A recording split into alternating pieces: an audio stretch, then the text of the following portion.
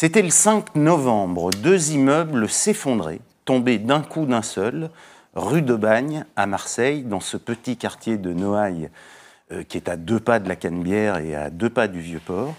Et puis on allait découvrir sous les décombres 8 victimes, 8 personnes tuées dans cet effondrement.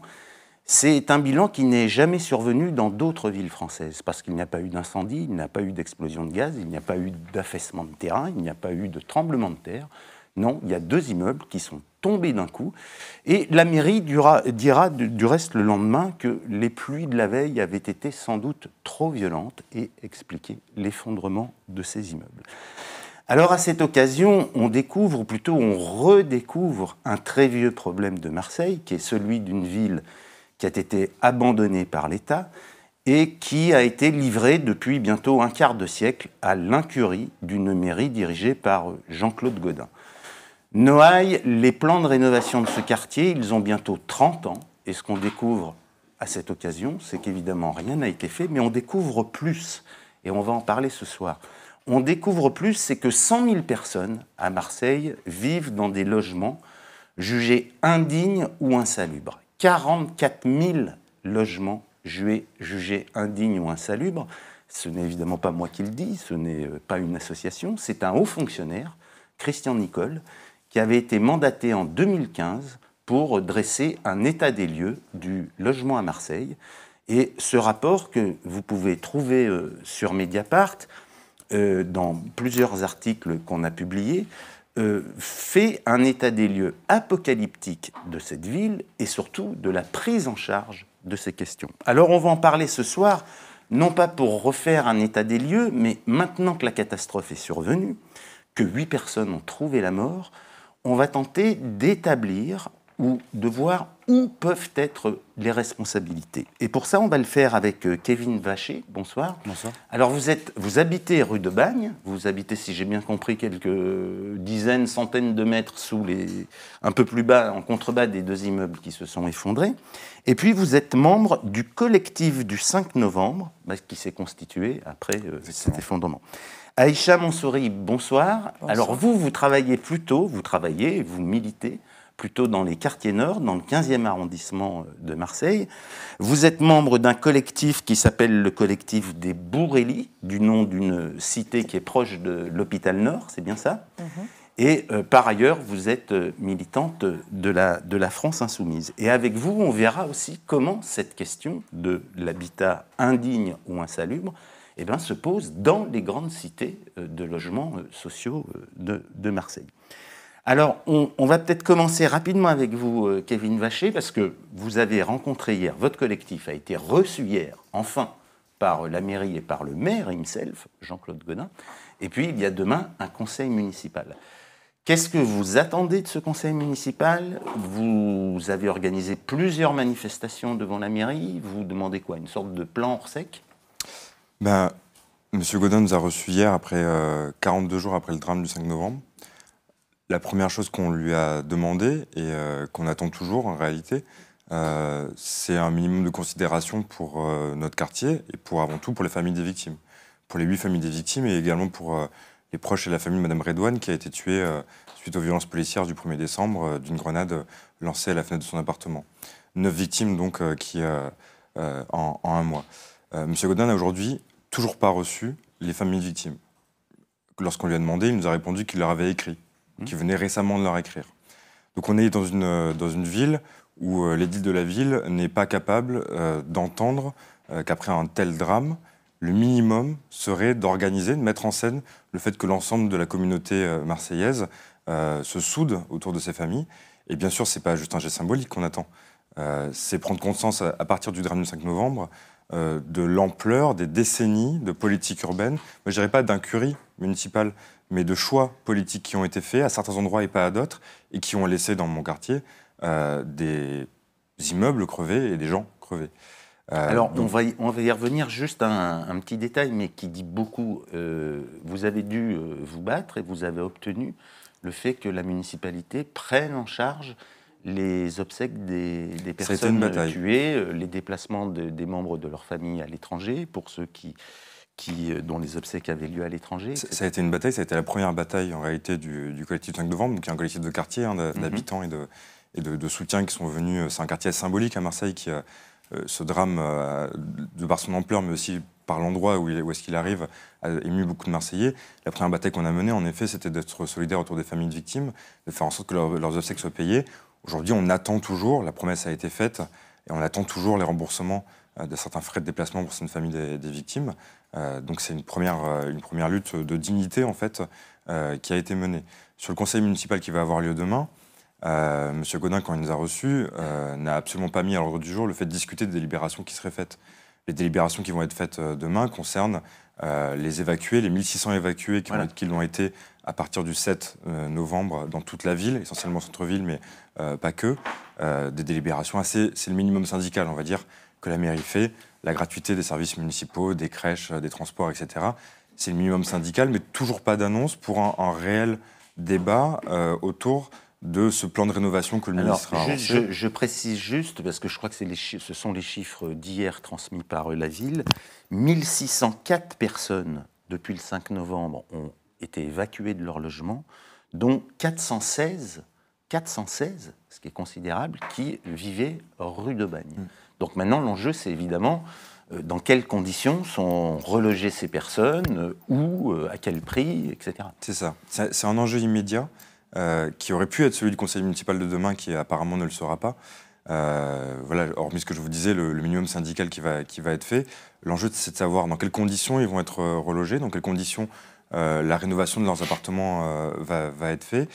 C'est un enjeu qui est extrêmement immédiat pour savoir est-ce que tous les occupants, y compris ceux qui n'étaient pas des occupants officiels par exemple, comment est-ce qu'ils vont être relogés à terme? Est-ce qu'on va les maintenir? On parle de 1600 personnes. Est-ce qu'on va maintenir ces populations qui sont parmi les plus précaires de la ville, dans le centre-ville, ou est-ce qu'on va en profiter pour les éloigner?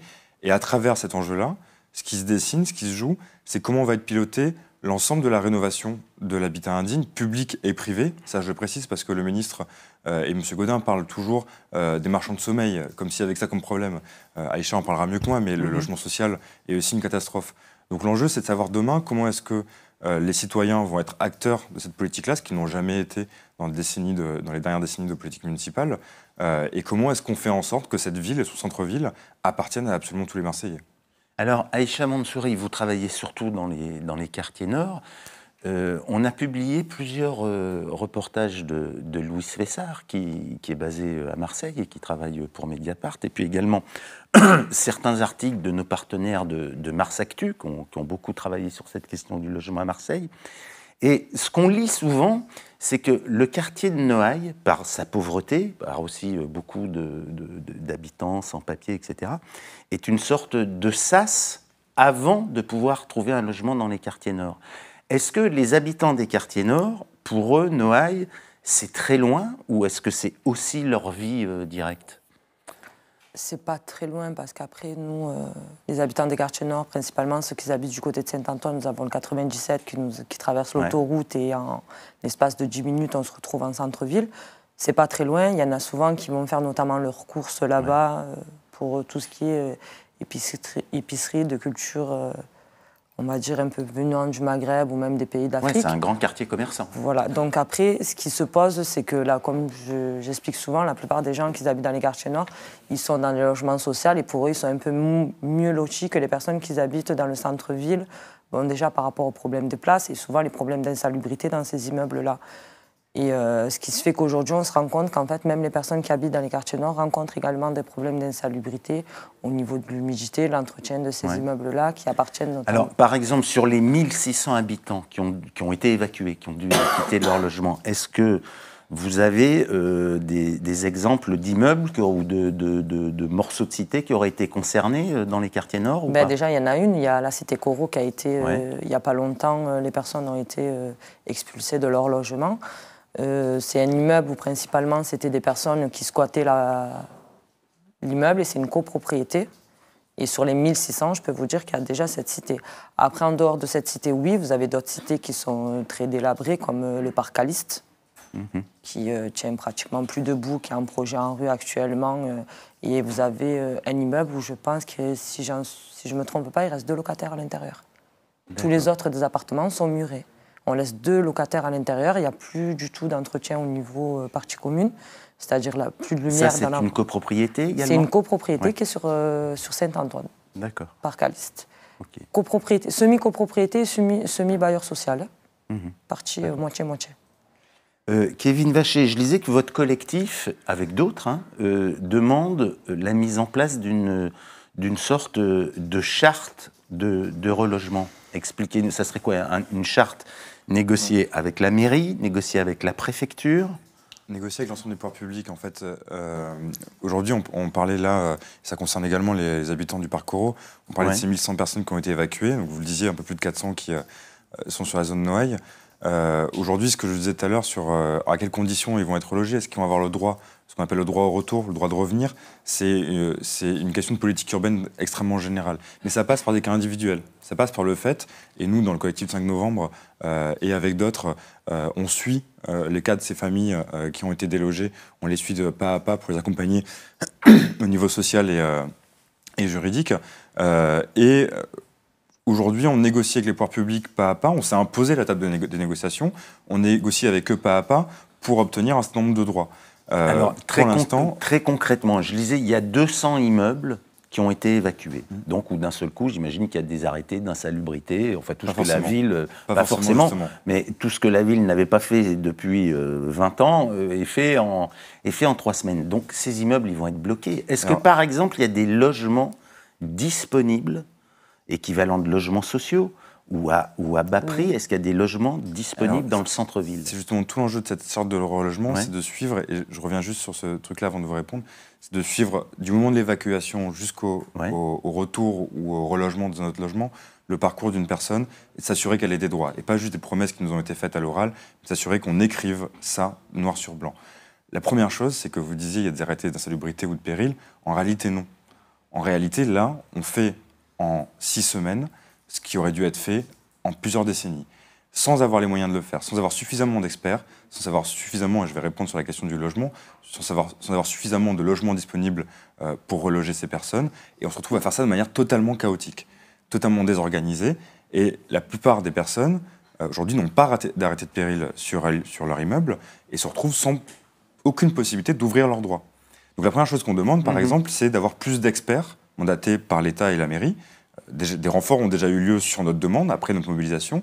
On demande à en avoir plus pour que les gens aient le plus tôt possible leurs arrêtés de péril et que leur parcours puisse commencer avec des droits.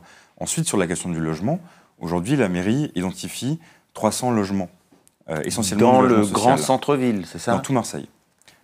Dans les premières semaines, la mairie nous donnait la répartition des logements dans le centre-ville et hors centre-ville. Aujourd'hui, elle ne le fait plus aujourd'hui, ce qui est plutôt bizarre. 300 logements dans toute la ville, dans les quartiers nord, sud, est, beaucoup dans le 3e arrondissement qui est le territoire l'un des plus pauvres d'Europe. Donc on propose à des personnes qui viennent d'être déracinées, en fait, qui viennent d'être déracinées de leur vie sociale, de quartier, etc., d'aller dans des territoires où il y a déjà énormément de misère. Aujourd'hui, ce nombre de logements-là, il n'est pas suffisant pour répondre aux besoins, pour permettre à ce que les gens puissent continuer à vivre leur vie comme avant. Donc nous, on demande par exemple, mais aujourd'hui, c'est même plus une question idéologique, c'est une question de bon sens, on demande de la réquisition des logements vides. Il y a 30 000 logements vides à Marseille. 30 000, c'est un chiffre absolument hallucinant. Aujourd'hui, y compris les pouvoirs publics admettent que ce n'est pas une question idéologique et que la question pourrait se poser, mais ne veulent pas prendre de décision politique. Mais est-ce que ce sont des logements dans un état correct ou ils sont encore plus insalubres que ceux qui ont été évacués en catastrophe? Une très grande partie de ces logements, par exemple, plusieurs milliers, se retrouvent sur la rue de la République, une rue qui avait été vidée il y a une dizaine d'années de ses habitants. Certains ont été maintenus grâce à la mobilisation des associations à l'époque, qui sont des appartements que vous pouvez donner clé en main à des nouveaux habitants. Il n'y aura absolument aucun problème pour le faire. Sauf que ce qui se passe aujourd'hui, c'est que les 300 logements qui ont été identifiés par la mairie, déjà on s'étonne parce qu'il y a 10 000 habitants qui sont sur liste d'attente aujourd'hui pour le logement social. On s'étonne qu'il y en avait 300 déjà. Mais c'est des logements qui sont pris du coup aux gens qui étaient sur liste d'attente. C'est des logements qui ne vont pas aller à des personnes qui sont mal logées aujourd'hui et qui attendent du logement social. Donc au final, on ne donne pas de nouveaux moyens et ça va impacter l'ensemble de la ville. Et pas seulement les personnes évacuées, mais l'ensemble de la ville. Alors, expliquez-nous le collectif Bourrély, vous l'avez monté, pourquoi et quel type de discussion vous tentez de mener avec les grands bailleurs sociaux et avec la ville? En fait, le collectif des Borély, on l'a monté avec les habitants des Borély, car il y a une maman qui est venue m'intercepter le matin devant l'école, qui m'a montré l'état de santé de sa petite fille de 9 mois, avec des éruptions cutanées suite à l'état de dégradation de l'appartement. À partir de ce moment-là, tout est allé très très vite en chaîne. J'ai contacté Sébastien Delogu, qui est un des membres de la France Insoumise et notamment président pour les élections européennes, qui est un ami. Je lui ai demandé, il m'a dit est-ce que c'est possible d'aller voir son appartement pour voir l'état de dégradation de l'appartement. J'ai contacté cette femme, elle m'a dit oui, il n'y a pas de souci. On a fait une vidéo en direct. Et là, suite à cette vidéo, pourquoi j'insiste dessus, c'est que là, on a eu plein de personnes qui nous ont contactés par message sur Facebook directement. Et eux aussi nous envoyaient des photos de l'état de leur appartement. Et la plupart, ils habitent sur les Borély, mais il n'y a pas que les Borély. C'est pour ça qu'on vient sur les bailleurs sociaux. C'est que j'ai eu des personnes qui m'ont envoyé des messages en privé sur pratiquement toutes les cités de Marseille et tous les bailleurs sont concernés. C'est-à-dire 13 Habitat, la Logirem, vraiment plusieurs bailleurs. 13 Habitat, c'est le département, hein, c'est ça? La Logirem, je pense que c'est aussi... c'est peut-être Métropole ou... Métropole, mais après, chacun appartient à une des institutions... Alors, quand vous dites mauvais état et humidité des logements, quand on voit les photos, c'est pas des taches d'humidité sur le papier peint. C'est vraiment des logements qui sont totalement pourris par ça, quoi. Ben, c'est pour ça qu'ensuite, quand on a continué, en fait, quand on s'est rendu compte suite à la première vidéo que plusieurs personnes prenaient contact avec nous, j'ai décidé de contacter un ami à moi qui a un Bigfoot, dont une salle qui nous a mis à disposition. J'ai fait venir des écrivains publics de la France Insoumise qui sont venus bénévolement. Et là, on a mis une info sur Facebook. Les gens qui sollicitaient de l'aide pouvaient venir qu'on puisse les aider. Et là, pareil, on a eu foule. On a eu des personnes qui sont venues notamment de la rue d'Aubagne, 2 personnes, pour nous solliciter leur aide. Ils n'habitent pas exactement à la rue d'Aubagne, mais ils ont été sortis pour un arrêté de mise en péril. Et là où on revient à ce que dit Kevin, c'est qu'on les fait sortir à la va-vite sans prendre forcément la loi qui convient avec. Les pompiers viennent, vous dites de sortir, alors que la loi pour faire sortir une personne qui occupe un appartement est de 48 heures. On l'informe et elle a 48 heures pour prendre ses effets personnels. Là, ils sont retrouvés mis à la rue, devant le fait accompli. J'accompagne notamment une dame qui est enceinte et on l'a fait sortir chez elle en pyjama, sans rien. Sans aucun document officiel. Elle doit tout abandonner de ce qui est chez elle. Rien. Il y a une autre personne qu'on suit également qui s'appelle Wahid, et lui, on l'a fait sortir du patron d'entreprise, sans son matériel. Il le connaît notamment, sans son matériel. C'est des personnes où on fait sortir de leur quotidien, sans prendre leur effet personnel, et on veut qu'ils continuent à vivre comme si tout cela était normal.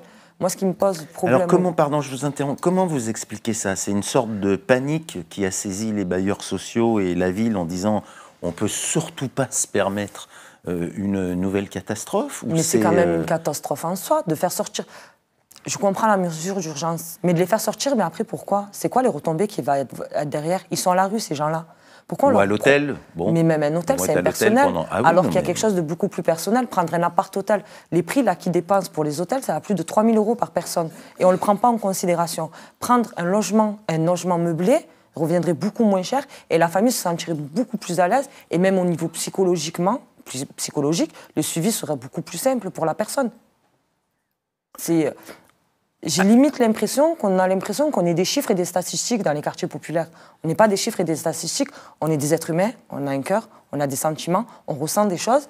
Et là, on est plutôt laissé à l'abandon, à travers toutes les problématiques qu'on peut rencontrer. Alors, si on voit le premier problème sur cette question de responsabilité, celle des bailleurs sociaux, vous nous dites, bon, c'est les grands immeubles, les grandes cités des quartiers nord, un certain nombre qui ne sont pas des copropriétés, on en parlera après, donc qui appartiennent aux bailleurs sociaux de la ville, de la métropole, du département. Qu'est-ce qu'ils ont fait depuis Les personnes, quand ils les contactent, il y a une plateforme téléphonique de chaque bailleur social. Alors souvent, ils se renvoient la balle. Non, c'est pas à nous, c'est locatif. Là, c'est le nouveau mot d'ordre. Quand on appelle pour un problème à l'intérieur du logement, c'est locatif, c'est locatif, c'est locatif. Ils ne prennent pas en charge, en fait, leurs appartements. Il y a des parties qui incombent aux locataires et il y a des parties qui incombent aux bailleurs sociaux. Aux bailleurs, aux propriétaires. Et là, quand on les appelle, souvent, ils leur disent, là, carrément, il y a une personne qui a eu des problèmes d'humidité. Elle m'a dit, j'ai appelé, ils lui ont dit, vous avez qu'à nettoyer votre mur à la javel. On ne parle pas de propreté ou de saleté. On parle de non-entretien des immeubles. Et là, ça incombe pas la propreté de la personne. Et limite, les personnes ne viennent pas dénoncer dans quoi ils vivent parce qu'ils ont peur qu'on leur dise, vous êtes sale. J'ai une personne, moi, que je suis jusqu'à maintenant, elle me dit, je ne fais rentrer personne chez moi, j'ai honte de mon appartement. C'est de la dignité, c'est du respect. Vous savez, en venant de Marseille, je me suis arrêtée à la gare de Lyon. Et à la gare de Lyon, la première chose qui m'a frappée, c'est que la Constitution des droits de l'homme qui est affichée. Et le mot, c'est dignité. Mais vous savez, j'ai l'impression qu'en France, ils ont oublié que les gens des quartiers populaires, ils ont une dignité. Et c'est des êtres humains. Kevin Vacher, le 63 de la rue d'Aubagne, ça appartenait à un bailleur social, Marseille Habitat, qui est la société d'économie mixte de la ville, qui possédait cet immeuble depuis plusieurs années, qui n'avait rien fait, il manquait la moitié du toit, les cages d'escalier étaient à moitié écroulées, les planchers, etc. Bon. Ce dont on se rend compte, c'est qu'il y a toute une série d'alertes qui avaient été faites. Donc, qu'est-ce qui ne marche pas? C'est Marseille Habitat, c'est le service d'hygiène de la ville de Marseille, c'est l'agence régionale de santé qui est responsable si la ville ne fait rien. Il y a une chaîne de responsabilité qui est énorme, qui met en cause les différents pouvoirs publics, qui met en cause les rentiers, les propriétaires, les gros propriétaires de la ville. Mais on parlera des propriétaires privés, mais là, sur les bailleurs sociaux. Là, si vous regardez, par exemple, là, il y a enfin une quarantaine d'arrêtés de péril qui ont été publiés parmi les 200 immeubles qui ont été évacués dont on parlait. 3, si je ne dis pas de bêtises, de ces immeubles sont des immeubles publics, qui appartiennent à la puissance publique. Donc on a un discours qui nous dit que c'est le privé, c'est le privé, c'est le privé. Non, en réalité, on a des bâtiments publics qui étaient donc occupés, qui sont frappés aujourd'hui d'un péril imminent. Pas d'insalubrité, c'est-à-dire de mauvaises conditions d'hygiène ou quoi, de péril imminent, de problèmes structurels qui mettent en cause la sécurité des habitants. Donc il y a un problème de gestion, premièrement, il y a un problème de gestion extrêmement grave de ces immeubles publics, et il y a un problème d'intervention ensuite. C'est connu de tous les acteurs du logement de Marseille que le service qui est censé s'occuper des arrêtés de péril à la mairie était sous-doté en termes d'agents municipaux depuis des années. C'est connu de tout le monde. L'ARS, il y a une note qui a été publiée quelques semaines après le 5 novembre, je ne sais plus à quelle date, qui a fuité dans la presse. L'ARS, en 2014, pond une note pour expliquer le dysfonctionnement au sein de la municipalité sur la mise en œuvre des expertises et du coup de ce qui doit conduire ensuite aux arrêtés de péril. L'ARS le sait, sauf que ça c'est une compétence d'État à la base. Qu'elle peut déléguer à la mairie. Voilà, c'est pas le cas dans toutes les villes de France, mais à Marseille c'est le cas, c'est délégué à la mairie. 4 années pendant lesquelles la préfecture, l'ARS, savent la situation à Marseille, bien plus en réalité, 4 années en tout cas où on en est sûr, où rien n'est fait. De la même manière, si on se donc l'État lui aussi est responsable. Donc, et puis la responsabilité municipale, évidemment, de ne pas avoir renforcé ce service-là et avoir fait son travail correctement. On demandait pourquoi à M. Ruas, l'adjoint à la sécurité civile, dans une des rencontres qu'on a eues, pourquoi les arrêtés de péril n'arrivaient pas. Pourquoi est-ce que ça mettait autant de temps et pourquoi ça mettait en danger, du coup, les droits des locataires. On nous explique qu'il y avait un problème de dématérialisation depuis le 1er janvier 2018. Donc 11 mois où on nous justifie qu'il y a un problème informatique qui empêche la délivrance, la publication officielle des arrêtés de péril. On en est là en termes d'excuses. C'est quand même assez effarant. Alors, bon, les mairies de secteur n'ont aucun pouvoir en matière de logement. Ils peuvent juste faire circuler du courrier et faire remonter des lettres de recommandation. Mais donc la mairie est de droite, le département est depuis 2-3 ans est passé à droite, la métropole est à droite. Gaudin est quand même l'homme fort de tout ce dispositif. Comment vous expliquez que l'État ne soit pas intervenu alors que depuis 2015, au moins, avec ce fameux rapport Nicole, il connaissait parfaitement l'état du logement, et dans les quartiers nord, et dans les grandes copropriétés privées dégradées, et dans le centre-ville. Parce qu'en réalité, la politique de l'intervention de l'État, et je reviens sur ce thème de l'incurie, on parle d'incurie municipale et souvent d'incurie de l'État également. L'incurie, c'est quand on ne s'occupe pas d'une ville. En réalité, main dans la main depuis quelques décennies, les différentes collectivités et l'État travaillent à une politique urbaine commune. Un exemple, l'État aujourd'hui pilote une des plus grandes opérations dans le centre-ville de Marseille, qui est l'opération Euromède, qui est l'installation d'un nouveau centre financier, d'un nouveau centre-ville, qui en partie a fait dégager les pauvres du centre-ville. Cette opération, elle est pilotée majoritairement par l'État. C'est une opération qui est un désastre en termes de politique urbaine, qui ne fonctionne pas. C'est des commerces vides qui s'en vont, c'est des immeubles vides qui sont vacants, c'est les fameux logements vacants dont je vous parlais tout à l'heure. C'est économiquement, loin d'être un poumon, c'est plutôt un gouffre financier. L'État et la mairie mènent ensemble cette politique. Et aujourd'hui, lorsqu'on dit qu'il va falloir rénover le centre-ville, qu'il va falloir s'occuper de l'habitat indigne, l'État, plutôt que de regarder le bilan de ce qui a été fait et qui conduit à la situation dans laquelle on est aujourd'hui, et de se dire, bon, on va peut-être essayer de faire différemment, aujourd'hui, le ministre de Normandie nous dit, en face, on va prendre exemple sur Euromède. On va prendre exemple sur cette opération, justement, qui est une faillite et qui a expulsé les pauvres d'une partie du centre-ville. Alors, Euromède, pour ceux qui connaissent un petit peu Marseille, c'est là où il y a la grande tour de la CGM. C'est voilà. ça, la tour Méditerranée qui vient d'être construite. Voilà. Ok. Aïcha Mansouri, je retrouvais une citation de Jean-Claude Gaudin, faite quelques jours après l'accident de la rue de Bagne, sur l'état du logement à Marseille, et il parlait des logements insalubres, et il disait « Cela concerne surtout des copropriétés privées et pas des immeubles qui appartiennent à la ville de Marseille, qui, Dieu merci, sont eux bien gérés. » Ils sont très bien gérés. Pas tout à fait ce que vous avez vu, vous venez de nous le dire. C'est ironique hein, quand je dis qu'ils sont très bien gérés. Ben, en fait, ce qui est paradoxal, c'est que vous avez beaucoup de cités qui sont dans les quartiers un peu plus huppés, qui appartiennent aux bailleurs sociaux également. Ouais. Et là, ils sont magnifiques, les cités. Elles sont vraiment très bien entretenues. La moindre petite ampoule qui saute dans le couloir, on va venir la réparer immédiatement. Le moindre coup de téléphone du petit locataire, on va venir être au petit soin.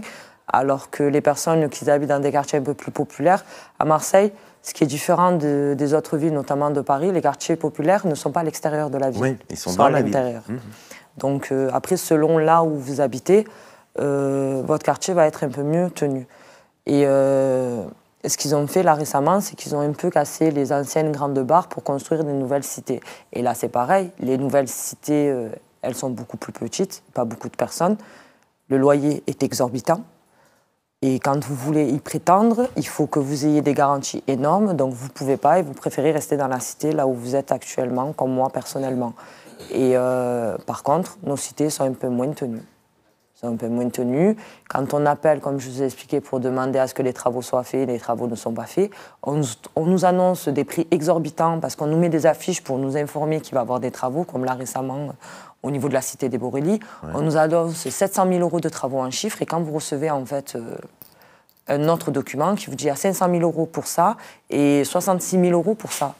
Mais le reste des 700 000 €, ils sont où ? Est-ce que c'est une ville ou un département qui ont utilisé les fameux crédits en rue en rue, c'est-à-dire Agence nationale de la rénovation urbaine, qui ont quand même permis de refaire dans toute la France, quand on voit des villes comme Nantes, comme Bordeaux, etc., qui ont permis de rénover, de véritablement réhabiliter, détruire, restructurer, reconstruire, etc., ces quartiers. Pourquoi ça ne s'est pas produit à Marseille ? Alors chez nous, déjà, le premier problème des projets en rue, c'est que normalement, dans les projets en rue, vous devez prendre ces personnes-là, proposer déjà, quand les entreprises vont venir rénover les cités, proposer aux personnes qui habitent dans les cités, il y a un pourcentage des personnes qui habitent dans les cités normalement qui devraient être embauchées. Alors ce qu'ils font, c'est qu'ils disent que les personnes des cités n'ont pas les diplômes compétents, premièrement. Deuxièmement, ils vont les recruter, ça va être des contrats précaires. On va les prendre 3 mois pour avoir l'allègement au niveau des impôts, au niveau de l'État, donc avoir une réduction fiscale. Ensuite, on les licencie, on ne les garde pas, ces personnes-là. Déjà, la première problématique rencontrée. La seconde problématique rencontrée, c'est qu'ils font souvent des audits sur la cité à plus de 100 000 €, demander constamment des experts à ce qu'ils viennent faire des audits dans ces cités-là. Donc, on dilapide l'argent qui est prévu pour rénover ces cités-là. Dans des études, des audits, etc. Et puis, au bout des 10 ans, on n'a toujours pas refait la cité, donc l'argent repart à l'État. Et le crédit est perdu. Et c'est aussi ce que disait Nicole là, dans son rapport, où il disait qu'il y a toute une série de crédits publics qui n'ont pas été Après, vous avez plein de cités qui sont dans ce cas-là, qui appartiennent à des bailleurs sociaux. Nous avons notamment la Castellane, qui est toujours, depuis un tas d'années, qui est toujours en travaux, qui n'a pas fini. La Solidarité, qui est exactement dans le même état. La Savine, qui est exactement dans le même état. C'est des cités où on a commencé les travaux des projets en rue il y a plus de 10 ans. Et en 10 ans, ils n'ont toujours pas fini. Par contre, ils arrivent à vous pondre des cités toutes neuves en 2 ans. Les bailleurs sociaux.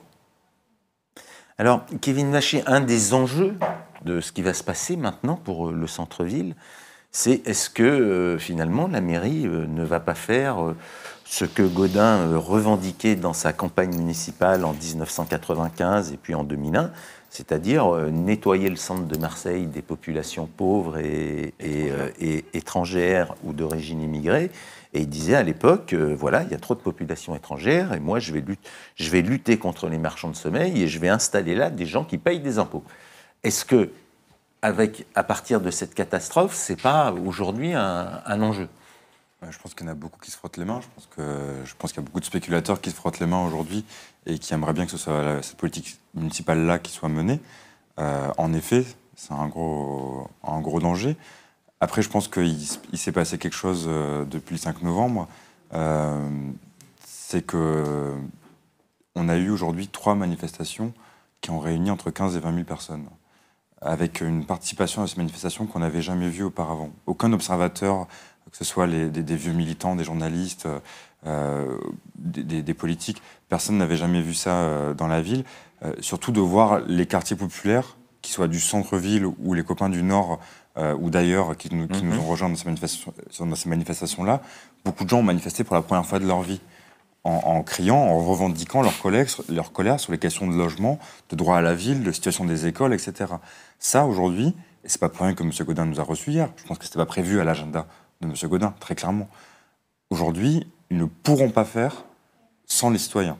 Ils ne pourront pas faire semblant de ne pas voir ce qui se passe. Donc aujourd'hui, ça va être une bataille. Pour répondre à la question, évidemment, le projet urbain qui est mené depuis 20 ans, ils aimeraient pouvoir le poursuivre, voire l'accélérer avec cette situation, avec ces évacuations, avec l'argent de l'État qui va arriver, etc. etc.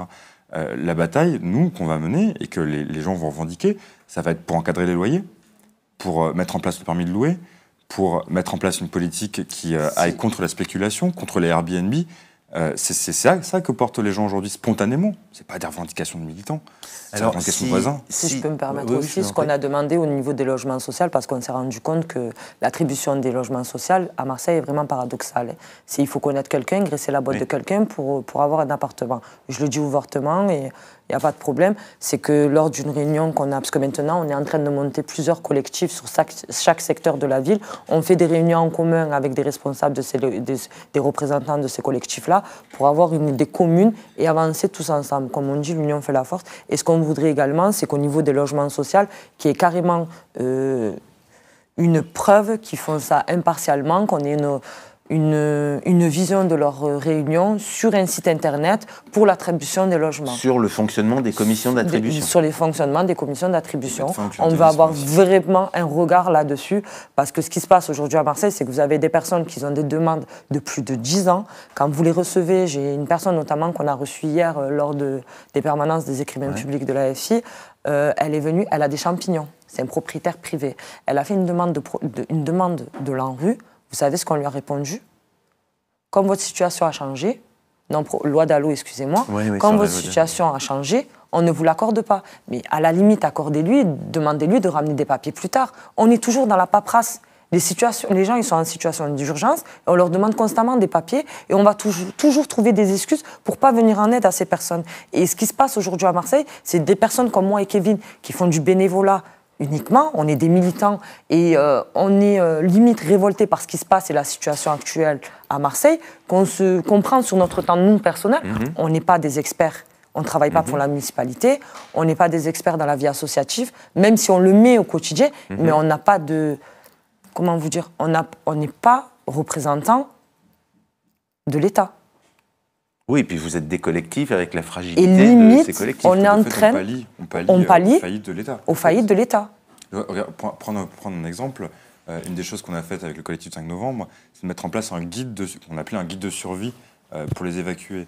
Un guide qui fait juste une petite dizaine de pages, qui liste l'ensemble des droits des personnes et les moyens de faire respecter les droits, les contacts à avoir, etc. 3 jours plus tard, la mairie a mis en place enfin son propre guide. Il a fallu ça pour les obliger à se rendre compte qu'ils n'étaient pas capables de faire ça eux-mêmes et de se dire, bon, peut-être que c'est déconné, peut-être quand même qu'il faudrait renseigner les gens. On a beaucoup parlé de la mairie, des bailleurs sociaux. Par exemple, la préfecture, le préfet vous a reçu? La préfète déléguée à l'égalité des chances nous reçoit toutes les semaines. Ouais. On a des... Et elle vous dit quoi? Justement, nous demander à ce qu'il y ait une réunion hebdomadaire pour gérer, pour piloter la crise, en fait, et que les citoyens, les associations, les collectifs, on soit associés à cette gestion de crise. Donc, on a obtenu que ce soit mis en place. Aujourd'hui, il y a pas mal de promesses qui sont faites orales dans ces réunions. Nous, et c'était lundi, on s'est justement rassemblés, on a organisé un rassemblement où il y avait plusieurs centaines de personnes devant la préfecture avant cette réunion. On demande à ce que ces promesses-là soient écrites à travers cette charte du relogement des évacués dont on parlait tout à l'heure. Aujourd'hui, c'est clair que l'État essaie de reprendre un petit peu les choses en main pour réorganiser, on va dire, tout ça. Nous, la question, c'est pas de savoir si c'est la mairie, la métropole ou l'État qui gère. C'est pas ça la question. C'est savoir... Non, mais j'imagine que vous cherchez où sont les interlocuteurs qui peuvent décider et on cherche à mettre en œuvre d'autres moyens de piloter tout ça. La première chose qu'on demande et qu'on obtient de plus en plus, c'est un poids des citoyens, un contrôle citoyen sur tout ça. Et ces réunions, elles sont la preuve qu'ils sont obligés aujourd'hui de nous écouter. La deuxième chose qu'on a demandé et obtenue, c'est que le guichet unique aujourd'hui qui accueille les évacués, qui est à la rue Beauvau, qui est piloté par la mairie, la métropole et l'État, on leur a dit, les premières semaines, ça dysfonctionne. Vous avez réquisitionné des agents municipaux pour organiser ça qui n'ont aucune compétence. On avait des bibliothécaires qui faisaient de l'accompagnement social. C'était impossible. Aujourd'hui, on a obtenu qu'il y ait un opérateur social qui soit mis en œuvre en lieu et place des pouvoirs publics pour gérer ça. Donc la question, elle n'est pas tant est-ce que c'est l'État ou la mairie qui nous parle. La question, c'est qui concrètement a les compétences, l'expertise pour organiser tout ça. Mais je dirais, du fait de notre mobilisation, mais aussi parce qu'eux-mêmes se rendent compte qu'ils sont extrêmement défaillants et qu'ils ne peuvent plus se le permettre, ils finissent par mettre en place ces mesures de bon sens qu'on a revendiquées. Parce que c'est la dernière question, on va être obligé d'interrompre. On parlait très rapidement des grandes copropriétés privées, de ces barres d'immeubles, plusieurs centaines, 200, 300 logements qui sont en copropriété privée, où évidemment les propriétaires n'entretiennent pas, c'est une catastrophe. Et là, des bailleurs sociaux pourraient racheter, l'État pourrait financer la reprise de ces copropriétés. Vous arrivez à avoir des discussions justement dans le cadre de projets en rue, dans le cadre de projets de grandes rénovations? Je vais vous parler notamment d'un autre collectif qui est le collectif de Maison Blanche. Voilà, c'est une grande copropriété. Ouais, je crois que c'est près de 300 logements ou 250 logements. J'habitais aussi là-bas quand j'étais plus jeune, donc je connais très très bien la situation géographique du lieu et même des problématiques. Non, il n'y a pas eu de proposition de racheter. Par contre, depuis tout jeune, moi déjà, quand j'y habitais, on proposait de tout casser justement pour que, par rapport à la sortie d'autoroute, ça soit simplifié. Ouais. Je suis née là-bas en 1982. On est en 2018. C'est toujours d'actualité. Il n'y a rien qui a été fait, rien qui a été changé aujourd'hui. Donc c'est pour vous dire la lenteur de la politique marseillaise. En gros, comment vous dire? J'ai l'impression qu'ils sont assis un peu sur leur trône et qui ne regardent pas au-delà de leur bout de nez. Même pas, ils n'ouvrent même pas la fenêtre, en fait. C'est au-delà de leur bout de nez. Ils ne regardent même pas, en fait. Ils ne vont pas dépasser. On va s'arrêter strictement à ça, parce que les problèmes chez nous à Marseille ne s'arrêtent pas au logement. C'est comme je vous expliquais tout à l'heure. On a des carences sur tout ce qui se passe sur la vie quotidienne. On va commencer par les crèches, les écoles, les transports. Les transports publics. La santé. Parce que maintenant, on est en train de des ordures. Tout délocaliser au niveau de l'hôpital Nord. L'hôpital Nord, c'est l'hôpital des quartiers nord de Marseille, qui a été très très bien pourvu jusqu'à il n'y a pas longtemps. On est en train de tout décentraliser, c'est-à-dire enlever tous les médecins spécialistes qui sont sur cet hôpital. Comme j'expliquais tout à l'heure, j'ai eu un souci ophtalmique. J'ai voulu aller en urgence le week-end. On m'a dit, c'est au niveau de vos yeux, je vous explique. L'ophtalmo des urgences, il est là le lundi au vendredi de 9h à 17h. Donc en gros, si on a une urgence le week-end, qu'on se crève un œil et qu'on va à l'hôpital, ils vous prennent et ils vous rabattent sur l'autre hôpital de la ville qui est à plus de 15 minutes, 20 minutes, s'il n'y a pas d'embouteillage. En fait, ils ont totalement abandonné Marseille pour développer le stade Vélodrome à je ne sais pas combien de millions d'euros, pour développer les terrasses du port, pour développer le centre commercial du stade Vélodrome. Ah oui, il a fait de belles choses, M. Gaudin, mais il nous laisse un sacré crédit aussi derrière et a rattrapé pas mal de choses. Dernière question, ultime question très rapide. Les 1600 personnes, elles peuvent espérer à quel horizon retrouver un équilibre, un logement? C'est quoi? C'est une affaire de... C'est des mois? Alors bien savoir, tant qu'il n'y a pas les moyens en termes de nombre d'experts mandatés pour diagnostiquer leurs appartements, tant qu'on ne fluidifie pas le circuit de l'accompagnement des personnes délogées, on est incapable de le savoir. Et justement, c'est parmi les premières demandes qu'on fait aujourd'hui concernant la zone de la rue d'Aubagne, les 400 évacus de la rue d'Aubagne, et plus largement, parce qu'on a un collectif de quartier, mais avec ce qui s'est passé après, on ne se préoccupe pas plus que du quartier, en fait. On considère bien que cette situation-là concerne tout le monde et que c'est une situation commune. Une des premières demandes qu'on a pour toutes ces personnes-là, c'est qu'on ait une planification du processus, de l'expertise, du relogement provisoire, du relogement définitif s'il a lieu d'être, de la réintégration, etc. Et ça demande des moyens. Si je peux me permettre, pour le relogement, justement, ils leur demandent, en fait, là, ils leur ont proposé de rester dans les hôtels jusqu'au 12 janvier. 12 janvier. Après le 12 janvier, c'est même s'ils leur proposent un logement social, il ne faut pas qu'ils posent leur marque dessus, parce que le logement sera temporaire, le temps qu'on rénove leurs appartements pour ceux qui va être rénové. Les autres personnes qui sont en arrêté de mise en péril, ce qu'il disait tout à l'heure Kevin, pas tout le monde a eu son arrêté de mise en péril jusqu'à aujourd'hui, 40 jours qu'on les a fait sortir de leur appartement, parce que les experts ne sont pas encore passés, parce que la lenteur au niveau de l'État, parce qu'il faut que ça passe par la préfecture et par la mairie pour être signé. Et il y a une autre problématique aussi qui se pose, c'est-à-dire que si la personne elle arrive à elle-même d'avoir un logement social, elle est bloquée, parce que comme on a expliqué comme on avait échangé avec Kevin, elle est bloquée parce que c'est uniquement la rue Beauvau qui peut les positionner sur des logements sociaux. Donc on bloque même ces personnes pour avoir un logement. Merci. Merci d'être venu, de nous raconter ces batailles à Marseille. On en reparlera évidemment.